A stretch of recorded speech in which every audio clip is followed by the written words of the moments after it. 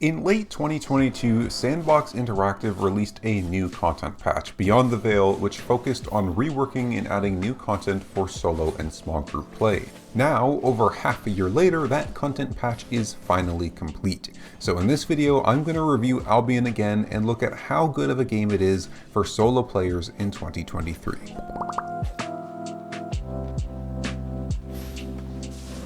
The most important aspect to look at when evaluating Albion is its PvP.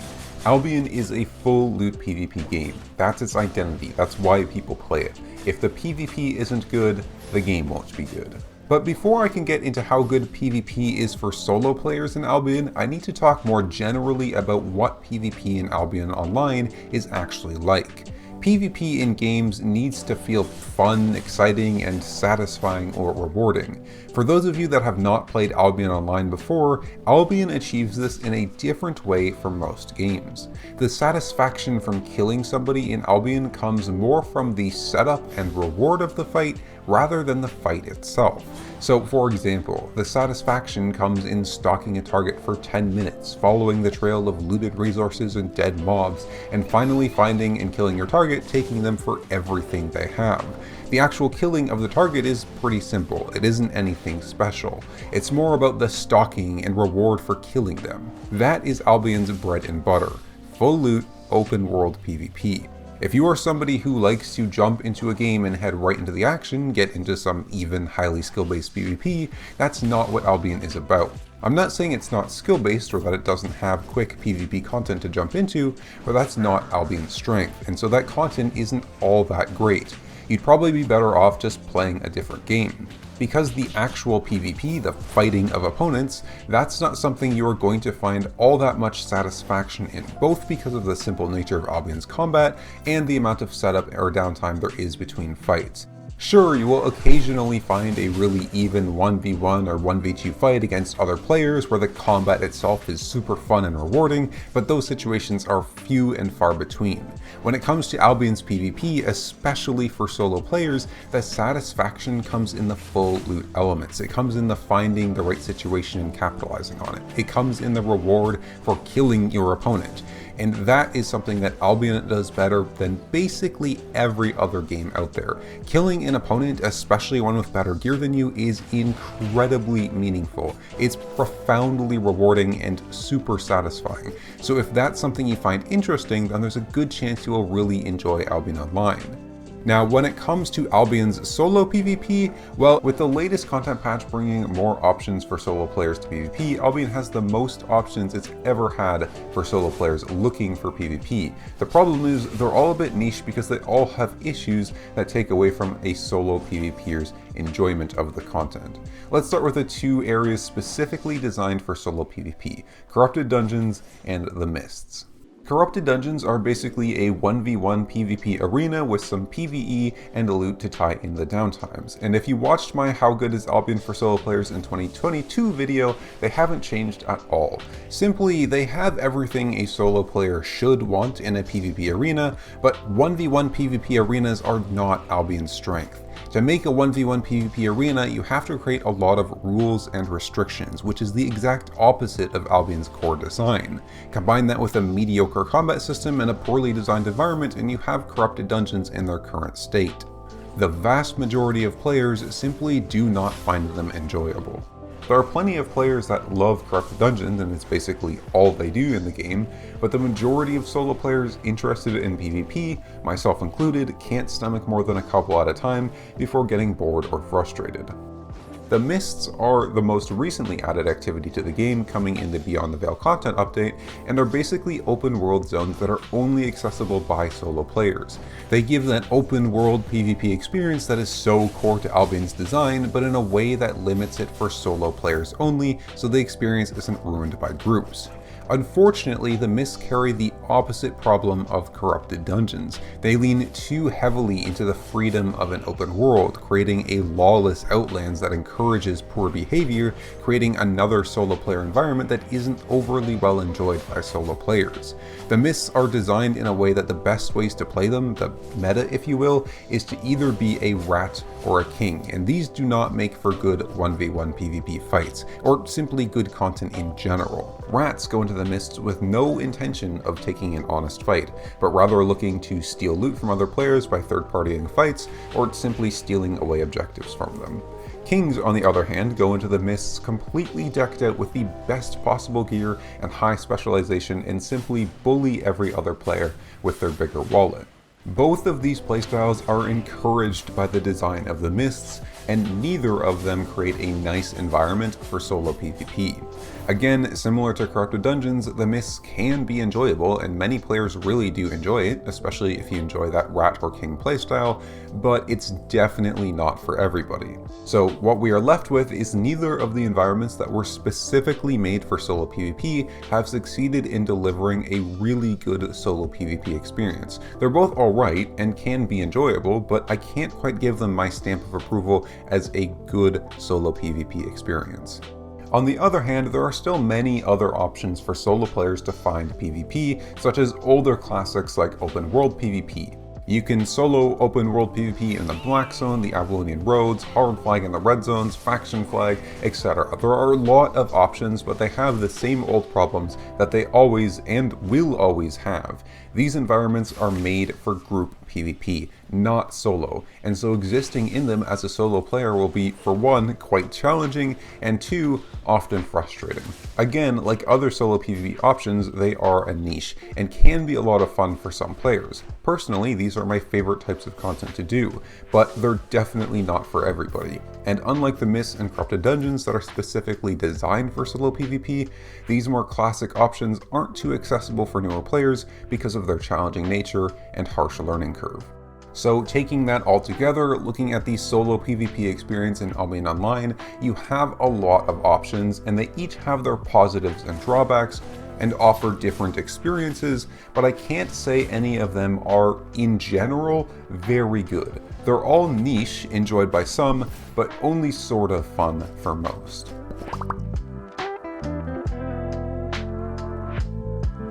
If you watched last year's How Good is Albion for Solo Players in 2022 video, you'll remember that I said that solo PvE in Albion was in the best state it's ever been in, and somehow it's gotten even better over the last year. I mean, Albion's not a game that has particularly highlight-worthy PvE, but it's hard to even imagine a realistic, better state for solo PvE in Albion. You have so many options for killing monsters and leveling up your character, and all of them are viable, almost all of them are valuable to do, and all of them are unique and offer a meaningfully different experience from one another. From killing mobs in the open world, to going into the Avalonian Roads and doing chests, to jumping in some solo dungeons, to soloing group bosses and static dungeons. They all have different levels of challenge, reward, safety, etc. No matter what stage of the game you are at, or what your headspace is, or if you want more fame rewards or silver rewards, there's something for you to do that is valuable and often enjoyable. Honestly, I don't have a lot to say about the solo player's PvE experience because I don't really have any complaints. You simply have a wide breadth of valuable options for solo PvE, and it's in a great state.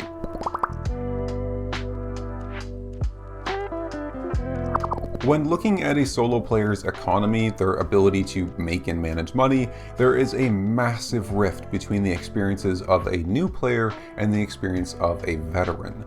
For a veteran, all is well, it's pretty good, but for a beginner, the experience is pretty rough. Albion isn't that hard of a game to get into like it used to be. SBI has done some great things to improve the new player experience.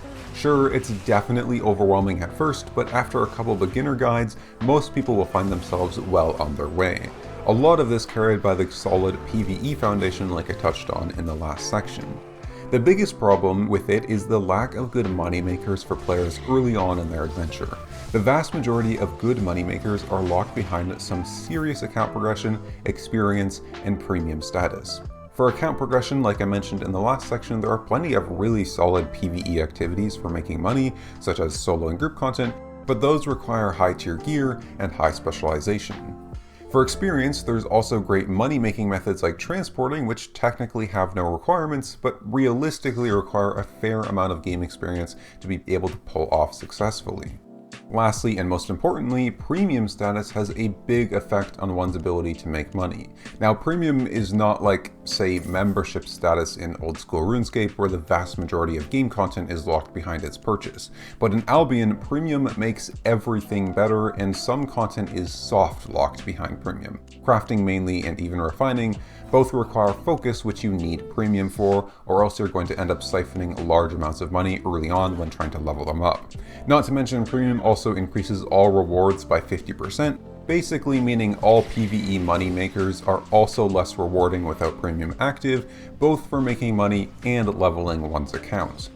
And this is really important because premium's price has been increased significantly in recent time, making it extremely expensive for most players. And for new players, it's basically unattainable without spending real life money. I did a lot of research on this for this video, and I'll link a video in the description that goes over that research in a bit more depth, but for a brand new player, it will likely take over 100 hours of gameplay to reach the bare minimum amount of money to buy premium for 30 days. On average, I estimate it to be closer to 150 to 200 hours of gameplay. That means by the time you can realistically afford your first premium, you can hardly even be called a new player anymore.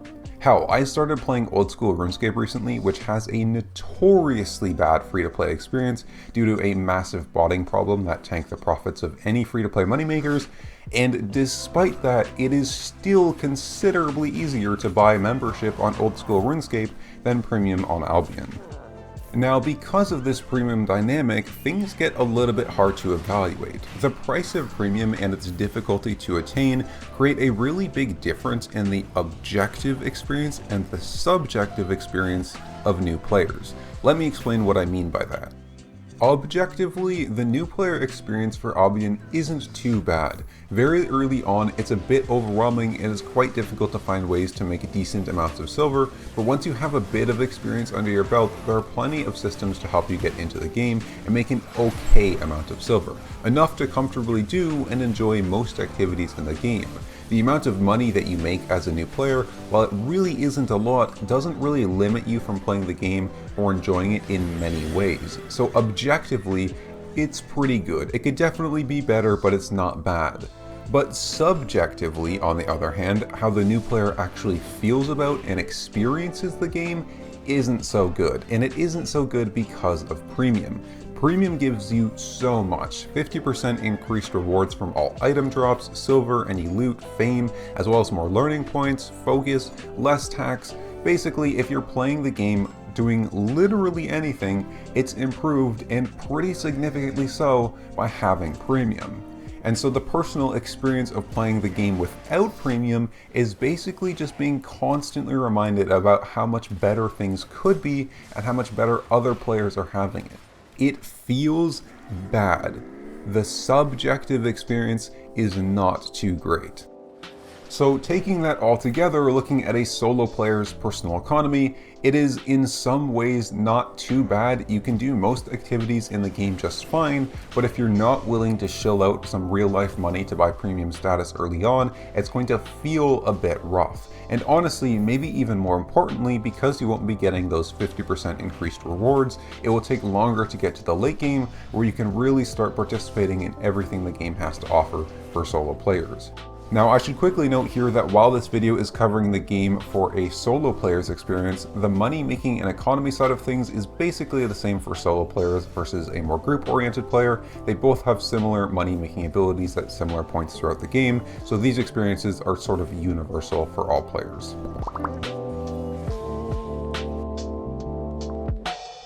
So in this video, I said some good things about Albion and some bad things, but overall, how good is Albion for solo players in 2023? I'd say it's decent. It's good, but it's definitely niche. If you are someone who looks for fun, interesting, rewarding solo PvP experiences in games, unfortunately, I cannot assure you that Albion's solo PvP will provide that, because simply put, no environments in the game really suit it too well. There's a lot of options for solo PvP and they all can provide a good, fun experience, but it's definitely not a fundamentally good one that I would feel confident the vast majority of people would enjoy.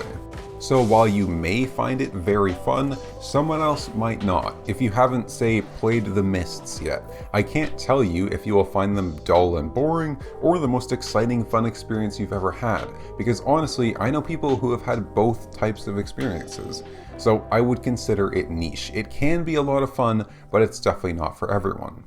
Along with this, if you have never played Albion before or are a new player, just know that it can be a little bit hard to get into and can be frustrating without a good mindset going in. Particularly because playing without premium means getting less out of every activity you do, and affording it without spending IRL money as a new player is basically impossible.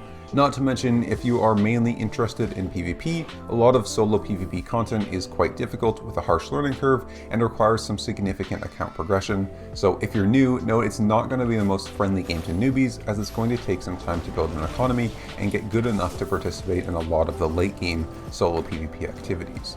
If you are looking to return to the game, know that overall not much has changed. There's some new content like The Mists, which you should definitely give a try out if you haven't, because who knows, you might really like them, but overall, especially on the PvP side of things, while new content is in the game, it still carries the classic Albion feel of just being decent and niche. Has some problems that will always make it frustrating, but for some people can be a lot of fun. So altogether, would I recommend getting into or back into Albion as a solo player? I would say it's worth a shot. I mean, it's free after all, and who knows, it might be your niche.